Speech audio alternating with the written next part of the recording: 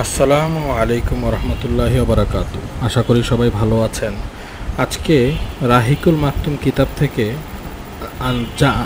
আরব যুগের আরব সমাজের জাহেলি যুগের কিছু ঘটনা তুলে ধরব ইনশাআল্লাহ।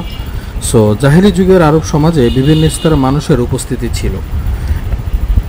এক স্তরের সঙ্গে অন্য স্তরের কোনো মিল খুঁজে পাওয়া অনেকটা কঠিন ছিল। সুতরাং আশরাফদের সঙ্গে স্তরে নারী পুরুষদের সম্পর্ক অনেকটা উন্নত ও প্রগতিশীল ছিল। নারীরাও কিছু ইচ্ছা স্বাধীনতা ভোগ করত, তার কথা শোনা ও মানা হতো, তাকে ইজ্জত দেওয়া হতো এবং তার সুরক্ষার জন্য যথাযথ ব্যবস্থা গ্রহণ করা হতো। তার কারণে নাঙ্গা তলোয়ারের ঝিলিক ছুটত, রক্তের দরিয়া বেয়ে যেত। যদি কখনো কোনো পুরুষ নিজ বীরত্ব ও মহানুভবতার প্রশংসা করতে চাইতো, তবে সে সাধারণত নারীদেরকে সম্বোধন করত। কোনো সময় শুধু নারীরাই যদি চাইতো, তবে বিবাদমান ও দ্বন্দ্বমুখর বহুল জাতিগোষ্ঠীকে সন্ধি ও শাস্তির জন্য একত্র করত। আবার কখনো তার মন চাইলে সেই তাদের মধ্যে জ্বালিয়ে দিত ভয়ানক যুদ্ধ। দাউ দাউ করে জ্বলে উঠবে, কখনো পুরো কাবিলাকেই শেষ করে ফেলতো, পুরো বিনাশ করে ফেলতো সব কিছু। কিন্তু নারীর এত কিছু সত্ত্বেও পুরুষরাই ছিল পরিবার ও কাবিলার দ্বার্থহীন নেতা এবং সেখানে কথা বলার একমাত্র হকদার। তার ফয়সালার প্রতি কেউ টু শব্দ করতে পারত না। সমাজে এই স্তরে নারী পুরুষের সম্পর্কের সূত্র ছিল বিবাহ। নারী তার অলি ও অভিভাবকদের তত্ত্বাবধানে কোনো পুরুষকে স্বামী হিসেবে গ্রহণ করে নিত। এক্ষেত্রে তাদেরকে উপেক্ষা করার একা একা নিজ পছন্দ মতো কাউকে বেছে নেওয়ার সুযোগ ছিল না। যখন এমন ছিল আশরাফদের অবস্থা, ঠিক তখনই সমাজের আরেক শ্রেণীর মানুষের অবস্থা এমন ছিল। নারী পুরুষদের অবাধ মেলামেশা তাদের মধ্যে একটা ভয়াল বিস্তার লাভ করেছিল, যাকে অশ্লীলতা, বেহায়াপানি, নোংরামি আর ব্যভিচার ছাড়া অন্য কিছু বলা যায় না। ইমাম বুখারী রহমতুল্লাহ অন্যান্য আম্মাজান আয়েশা রাদিয়াল্লাহু আনহা বর্ণনা করেন, জাহেলি আরব সমাজে সর্বমোট 4 প্রকারের বিবাহ প্রচলিত ছিল। এক প্রকারের বিবাহ ছিল বর্তমান সময়ের প্রচলিত বিবাহের মতোই। কোনো পুরুষ অপর পুরুষের নিকট তার মেয়ের কিংবা অন্য কারো বিবাহের প্রস্তাব দিত, এরপর সে কবুল করে নিলে মোহর আদায় করে তাকে বিবাহ করে নিত। আরেক প্রকারের বিবাহ ছিল কোনো স্বামী তার স্ত্রী যখন হায়েজ থেকে পবিত্র হতো, কোনো স্বামী তার স্ত্রী যখন বলতো তুমি অমুকের কাছে চলে যাও এবং তার থেকে তোমার গর্ভে ভরে নিয়ে আসো, এরপর থেকে সেই পুরুষ তার স্ত্রীর মধ্যে গর্ভে প্রকাশিত হওয়ার আগ পর্যন্ত আর কখনোই তাকে স্পর্শ করতো না। পরবর্তী সময়ে যখন তার গর্ভবতী হওয়ার বিষয়টি তার কাছে স্পষ্ট হয়ে উঠত, তখন সে মনে চাইলে স্ত্রীর কাছে যেত। এই বিবাহকে গর্ভ ভরার বিবাহ বলা হইত। তারা ঘৃণ্য এই কাজটি করত মূলত উঁচু বংশের সন্তান লাভের আশায়। তৃতীয় আরেক প্রকারের বিবাহ ছিল 10 জনের কম একটি দল এক জায়গায় সমবেত হইত।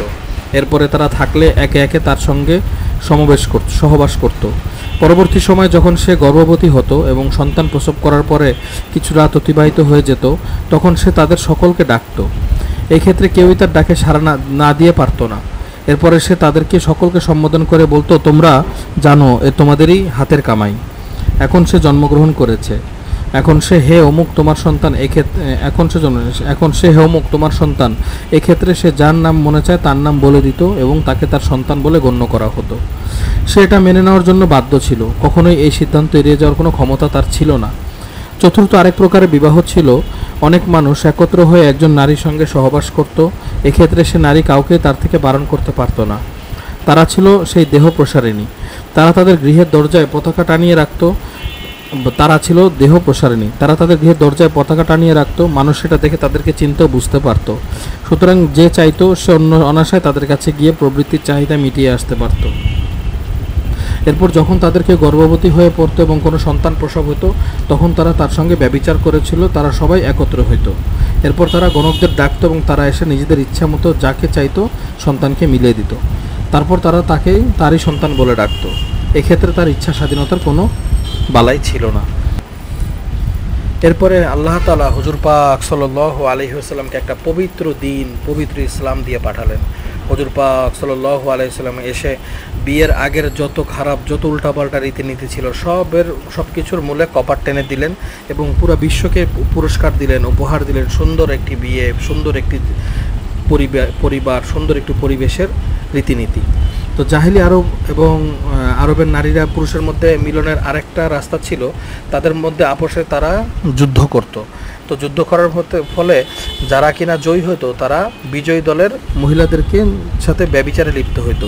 এটার ফলে সেই মহিলাদের এবং বাচ্চাদের একটা অপূরণীয় লজ্জা বেয়ে চলতে হতো।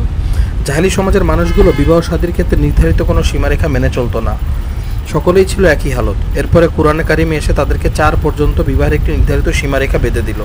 তারা 2 সহোদররা বোনকে একসঙ্গে স্ত্রী করে রাখত। বাপ দাদা মারা যাওয়ার কিংবা তালাক দেওয়ার পরে তারা তাদেরকে স্ত্রীকে বিবাহ করে নিত, নাউজুবিল্লাহ। এরপরে কোরআনে কারিমে এসে তাদেরকে এগুলি থেকে নিষেধ করে দিল। তালাক দেওয়া কিংবা ফিরে নেওয়ার পূর্ণ ক্ষমতা ছিল পুরুষের হাতে। তালাক এবং রাজাআতের নির্দিষ্ট কোনো সীমারেখা ছিল না। এরপর ইসলাম এসে এক এক নির্দিষ্ট সীমারেখা বেঁধে দিল। জিনা ও ব্যভিচারকে মহামারীর আকার ধারণ করে গোটা জাহেলি সমাজে ছড়িয়ে পড়েছিল। মরণব্যাধি ঘাতক হয়ে সমাজের প্রতিটি স্তরে শিরায় শিরায় এর জীবাণু ঢুকে গিয়েছিল। সমাজের কোনো একটি স্তরে কিংবা বিশেষ কোনো প্রকারে মানুষ এই ব্যাধি থেকে মুক্ত ছিল না।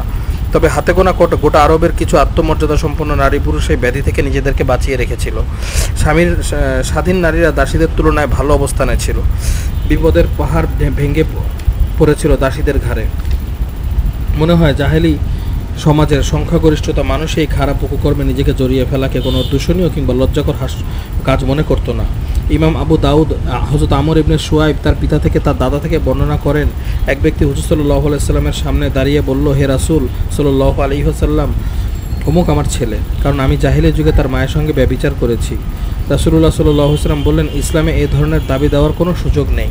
জাহিলি যুগের সমাপ্তি ঘটেছে। স্ত্রী কিংবা দাসী যার সন্তানও তার, আর ব্যভিচারের জন্য হলো পাথর। এক্ষেত্রে উম্মে জামা আর ছেলে আব্দুর রহমান ইবনে জামাকে নিয়ে হযরত সাদ বিন আবি ওয়াক্কাস ও আবদ ইবনে জামার বিবাদের ঘটনা প্রসিদ্ধ আছে।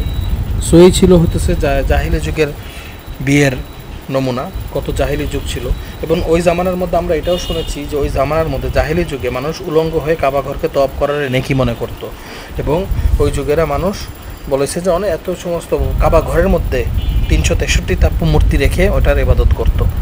সো আল্লাহ তাআলা হুজুর পাক সাল্লাল্লাহু আলাইহি ওয়াসাল্লামকে পাঠাইছেন একটা পবিত্র দিন, ইসলামকে পুরো গোটা দুনিয়ার সামনে এনে পুরো উম্মতকে তিনি পরিশুদ্ধ করেছেন। আল্লাহ তাআলা আমাদের সবাইকে আমল করার তৌফিক দান করুন।